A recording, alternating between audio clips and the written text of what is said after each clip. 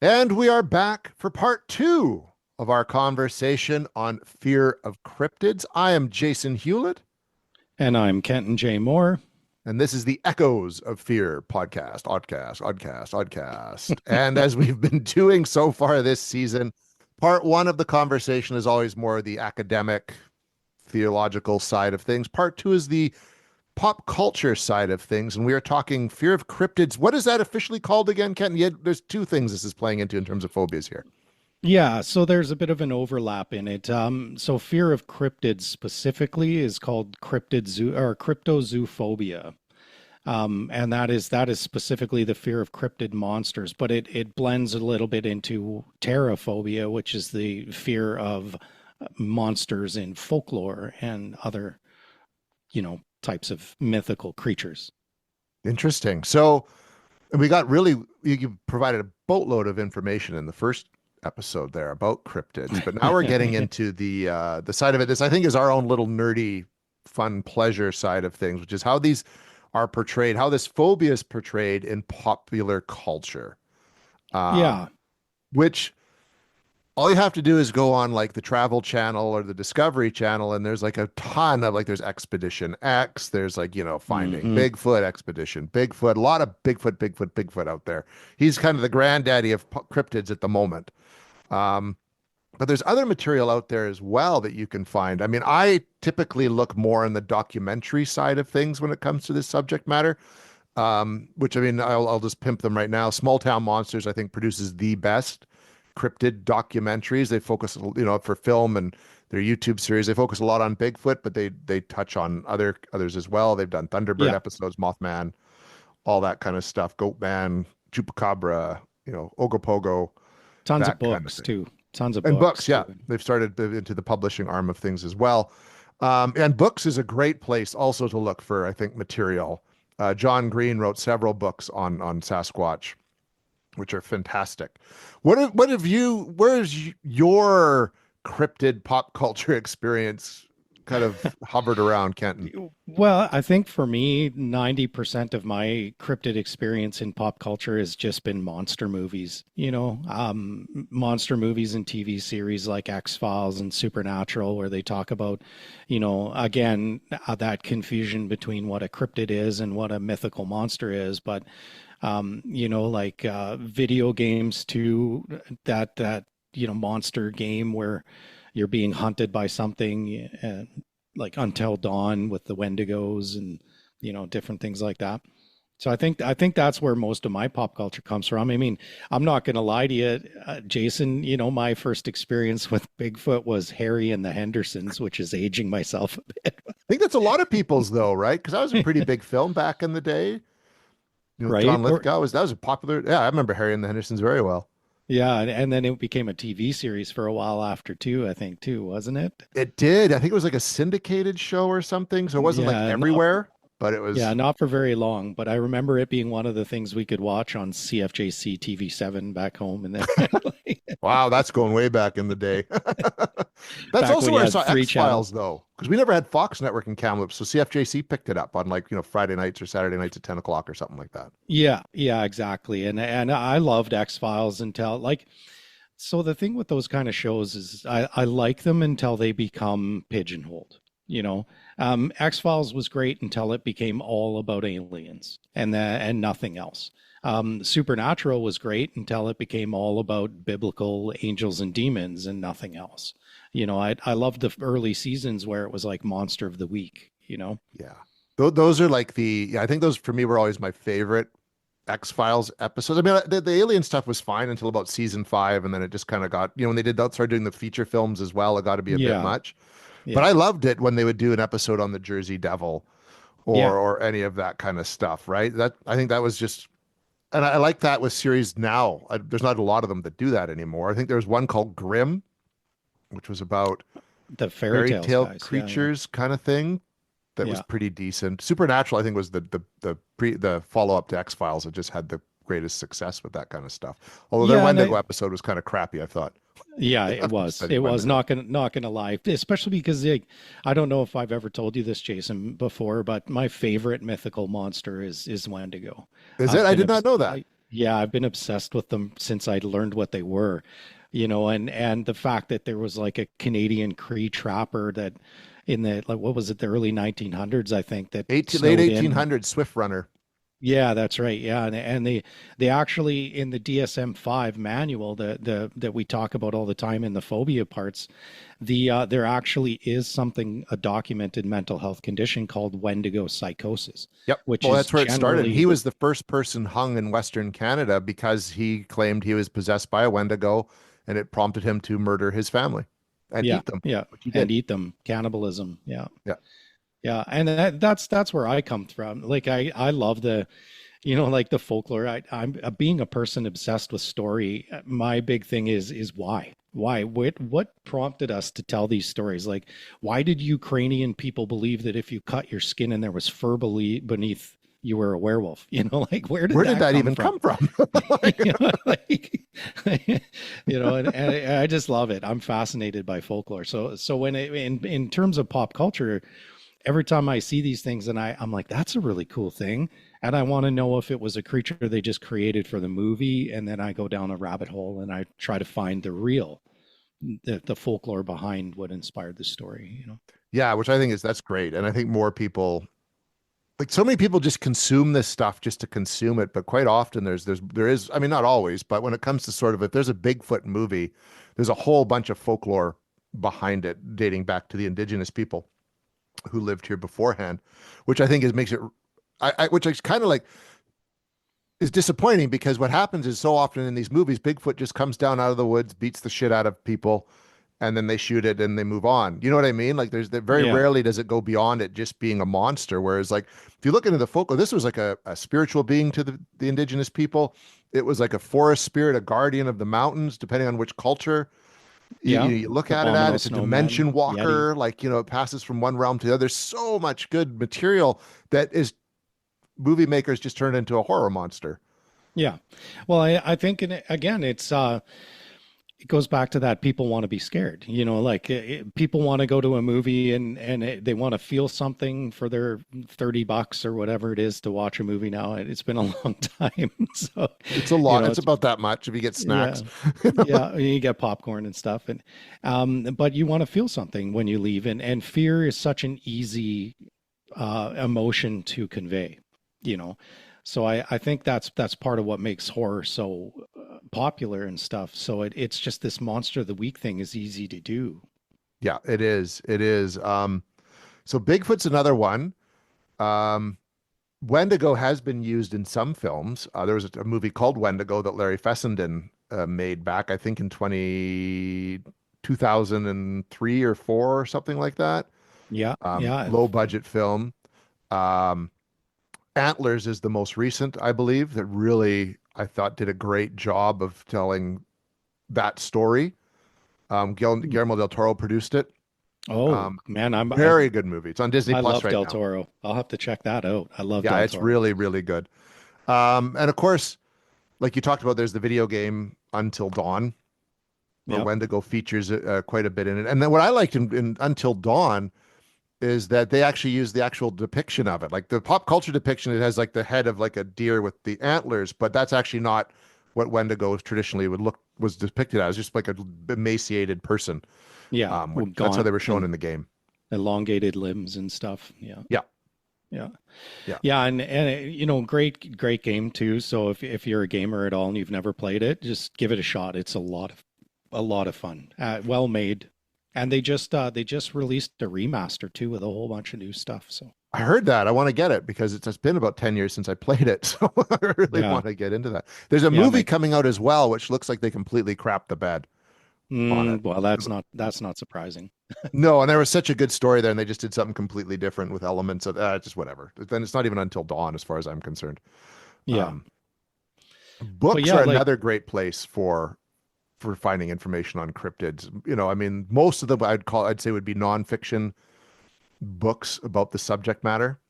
there's definitely, I think, an even mix. I think again a lot of thriller horror genre tend to do the monster hunt books and stuff. Off the top of my head, a couple books I can think of is Devolution. Yes, Um, by what was his name here? Max Brooks. Uh, That took me a second. Sorry. Max Brooks wrote Max Brooks, Deviant who did Nature. this World War Z book, wrote World War Yes, Z. yeah, yeah, and it was the Rainier Sasquatch massacre where they built that city up there and stuff. That was a good, and it ties into the whole Mount St. Helens eruption, which is where, Sasquatch sightings did increase after that, right? Yeah, yeah, yeah. So that's a good book. Relic by Preston and Child. It's like not a known cryptid, but it's very, very similar where it ends up being that monster that's terrorizing the Museum of Natural History in New York, I it's love eating that eating everybody's movie. brains. Yeah. The movie's so good. The book is also good and very different. Very different, very different. And the book, it makes it seem more like some sort of Sasquatch jungle lizard monster thing, where the book made it look like a dragon. But yeah, Yeah. But it was still, they're yeah, both very good. They're just all, it's like, I noticed, like, I watched the movie first and read the book after, and I realized why they made the changes for the film, because the film's just more straight ahead, whereas the book is it's got lots going on, for sure. Yeah, right? there's a lot more science in the book too, talking about like the viral stuff and the character development with Pendergast, who ends up being a pretty cool character going on and stuff after that. I have a friend who named Luke Phillips, who has a publishing arm called Black Beast Books. And his two books, the first one's called Phantom Beast, and the second is called Rogue. And they're both cryptid based because he's from the UK. So Phantom Beast is about the cat, the giant cat panther Oh yeah, phenomenon yeah, yeah, that's over yeah. there. And then Rogue, of course, is about Sasquatch. And he does his research zoologically for these and then tells a rip roaring great yarn as well, if I may. Awesome. So people check out Rip his books, roaring great please. yarn.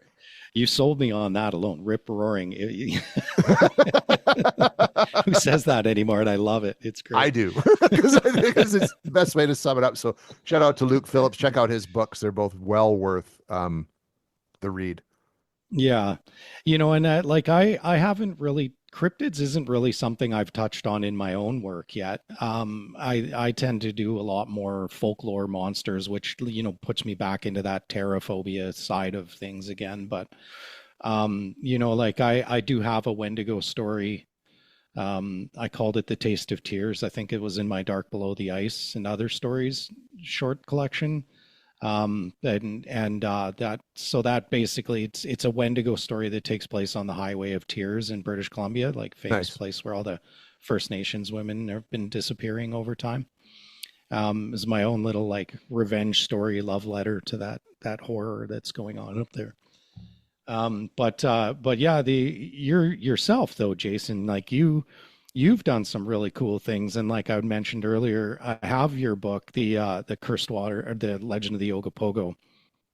Do you want to talk a little bit about what you found with that? Like, Sure. Well, I guess the Legend of Ogopogo is a companion piece to Cursed Waters, which is a documentary I made with Eli Watson in May of 2023, and it and the book both came out at Monster Fest last June. Both are from Small Town Monsters, which I pimped earlier. They're like the best makers of documentaries in this subject. So it was an honor to write a book and work on one of their films. And I appeared in another one of their documentaries, On the Trail of Bigfoot: The Origin, which was all about Harrison Hot Springs, and that's where the birth of Sasquatch literally was down at Harrison Hot Springs. John Green awesome. helped coin the phrase. Um, I mean, what would you like to know? I mean, there's a whole other side to the Ogopogo story that I didn't know about. For one, Ogopogo is a made-up word. Hmm. It was born from a song called "The Funny Foxtrot" that played in the Vernon dance halls in like the early 1900s, which is when Ogopogo has been seen for thousands Yeah. and thousands of years. But because people were seeing this thing in the lake, and the song is about a funny creature like in the lake, people associated the word Ogopogo with what they were seeing, and that's where that came from. But it's actually an indigenous word, Nsnaha Itku, which is basically represents that what people are seeing is the water spirit.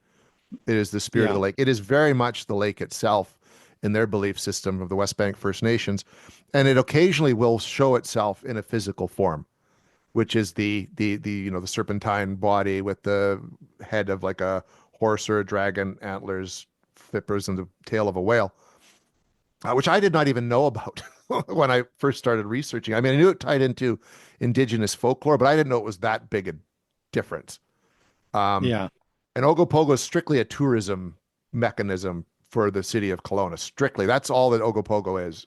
There's like T-shirts and hats and stickers and Yeah. children's books and stuffed And a animals. statue downtown. This, which is I've visited since I was a little kid. But to the indigenous people, this is like a really sacred and serious thing that settlers saw and thought was like a lake demon, which of course Western society makes everything into this horrible monster, which is not the Yeah. case. It is a docile creature. It is no interest in attacking humans. There's one story, if it's even true, the John McDougall story. There's a gentleman who was crossing the lake with his horses, and something started pulling the horses underwater one by one, and he was forced to cut the rope lest he be pulled underwater in his boat as well. But Wow. there's nothing really to substantiate that even happened. If it did, it could have been the lake current. You know what I mean?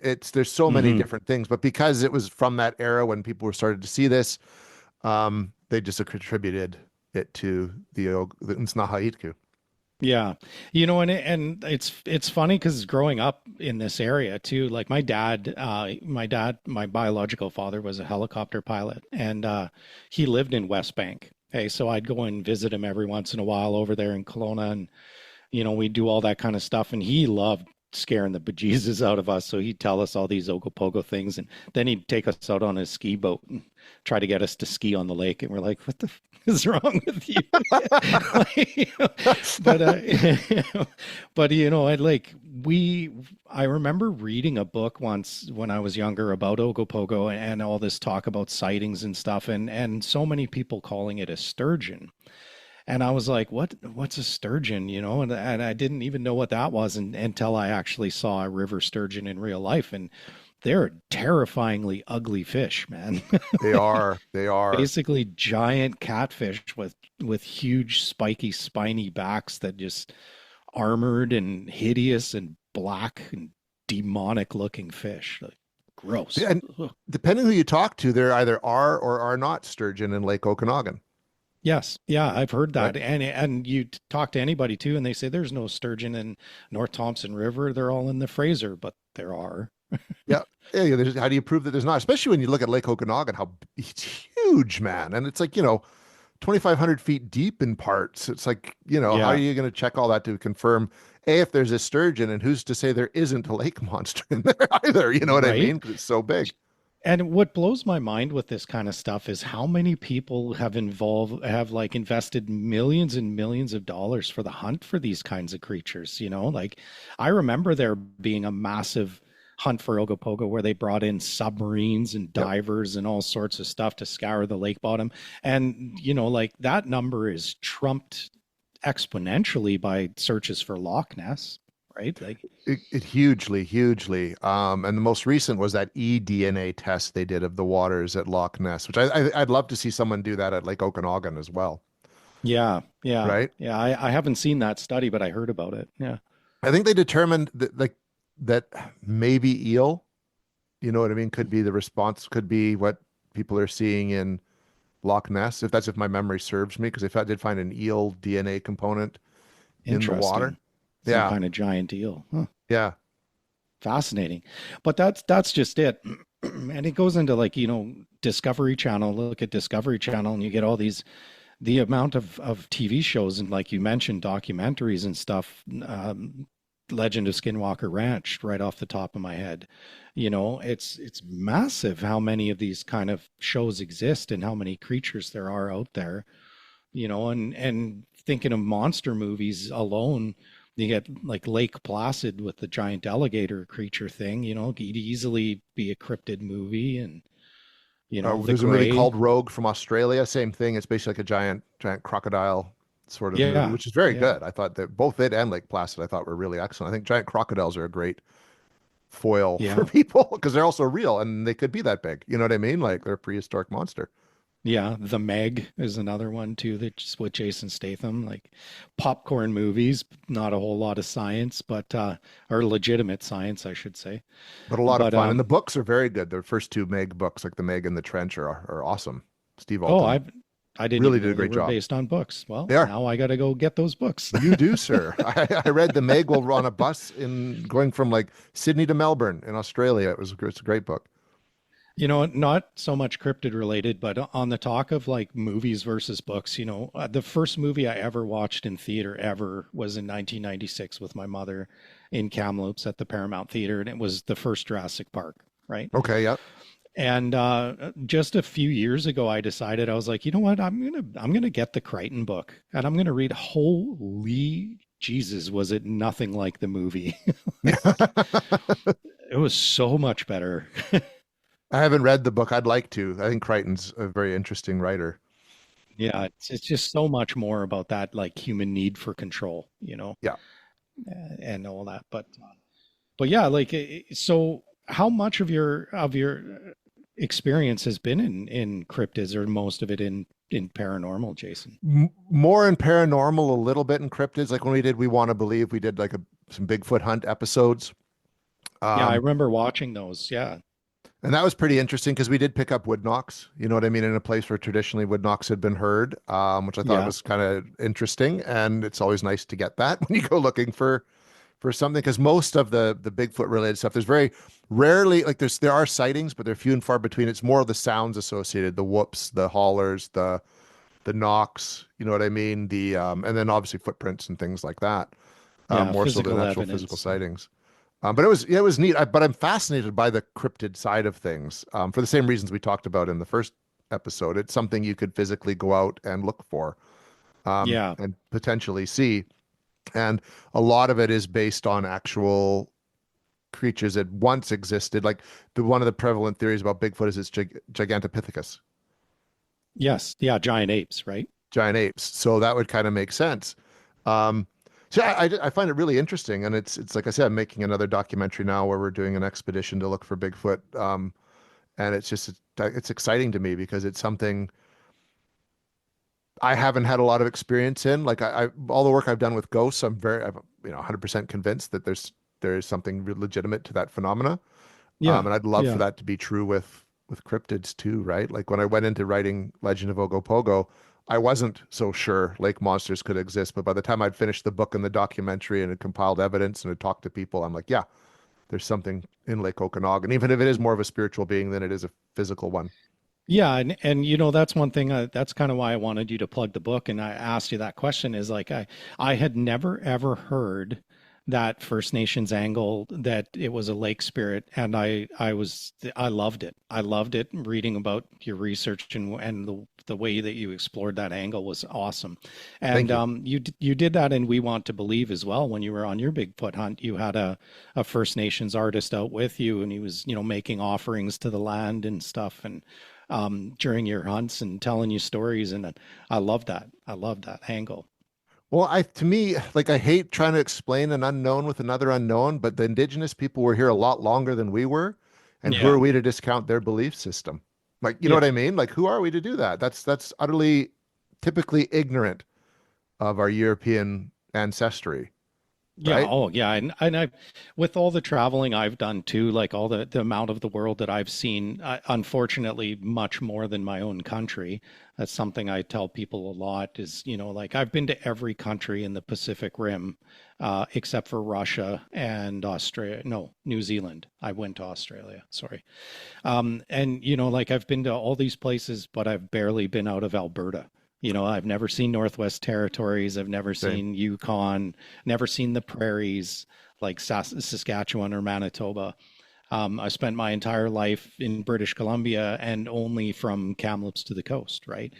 So you talk about the landmass, look at that on a map. I'm 45 years old and my range is 500 kilometers. In your own country. I know but it's so indicative of most of us, right? Very few people travel across their own country unless it's for work, Yeah, right? Or unless your it's for family work. moves Yeah. to the other side of the continent kind of thing. That's about it. Yeah. But yeah, it's one thing I've found in all the different places I've been and stuff, other than the fact that we have the most naturally beautiful province in the entire globe, in my opinion. But the I found that there's so many different ways to live, and there's so many different things that have been accepted as fact that, it's absolute arrogance to think that we know everything. Yeah, I agree. I agree. And I think this subject matter alone speaks to that.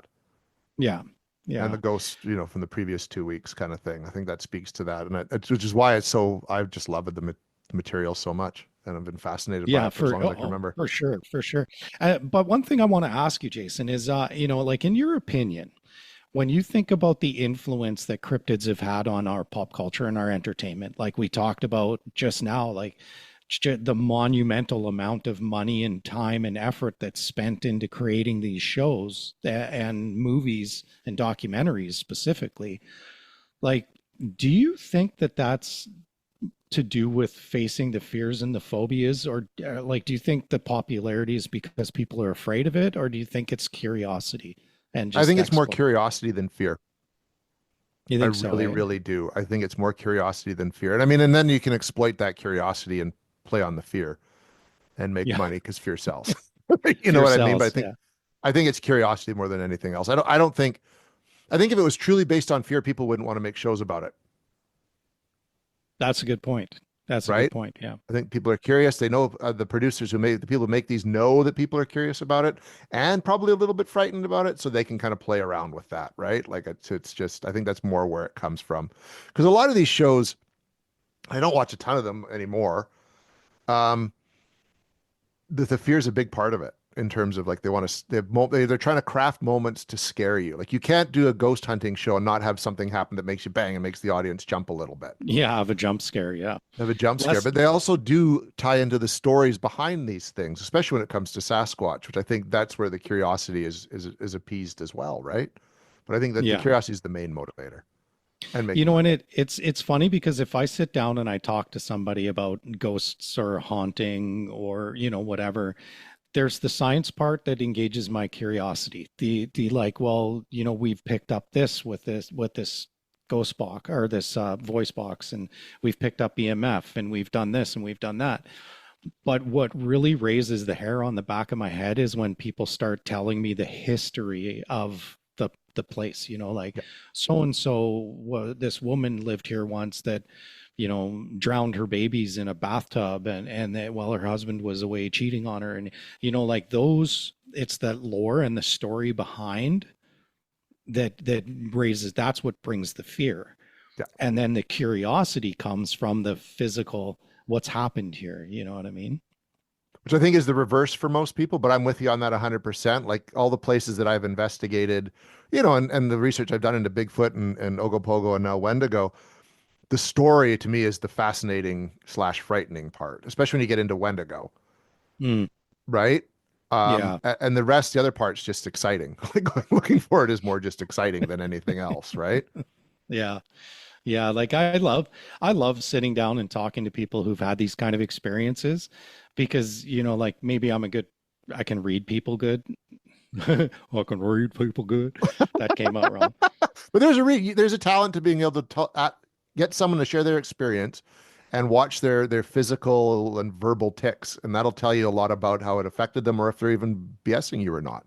Well, that's the point I was trying to make. Like I've been around people that have told me stories and I'm like, you're so full of shit, your eyes are brown. Like Yeah. you're gonna, if you cough, I'm gonna smell your butthole, right? Yeah. Like, Oh, totally. you know what I 100%. mean?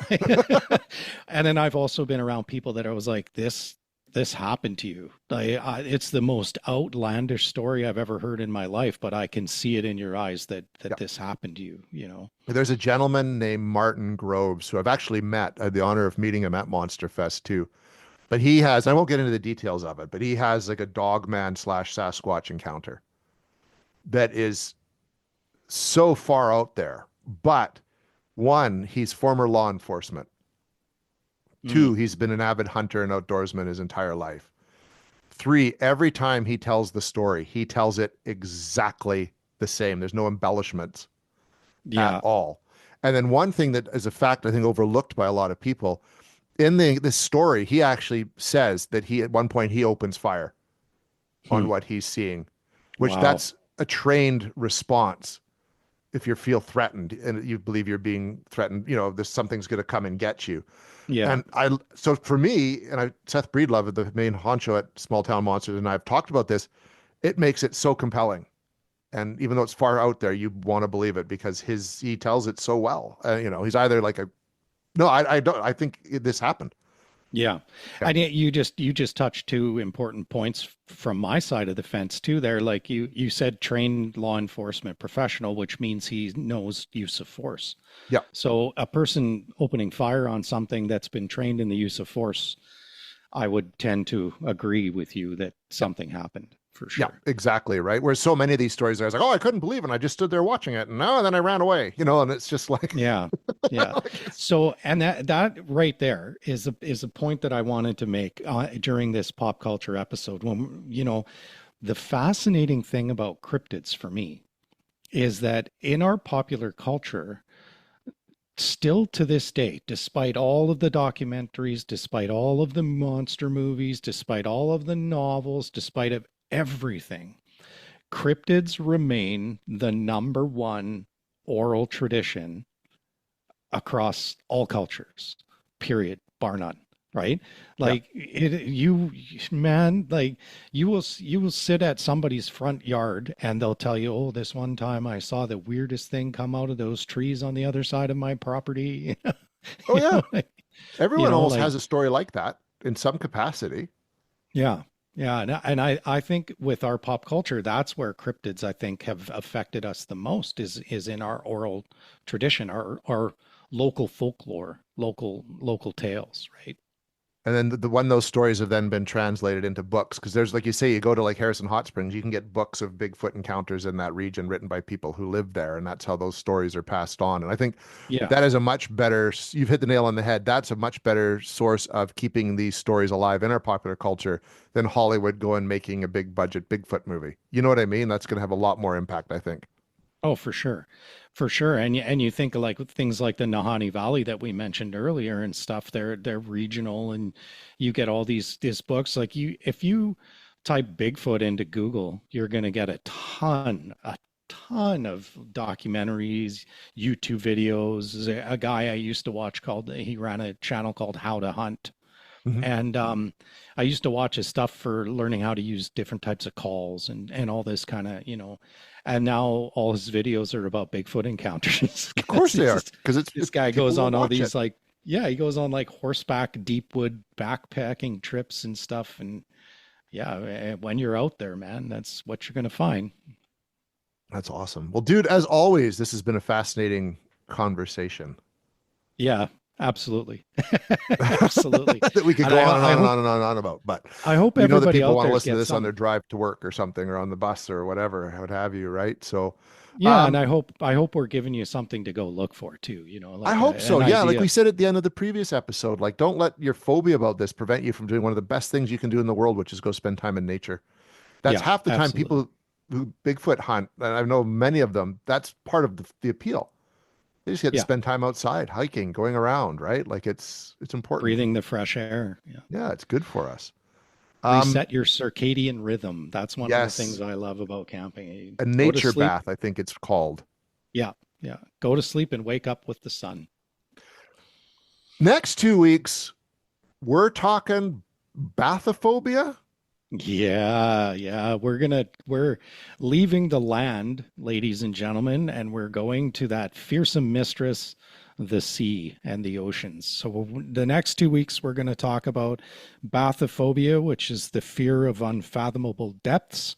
And we're going to actually two-part it alongside thalassophobia, which is the fear of the oceans.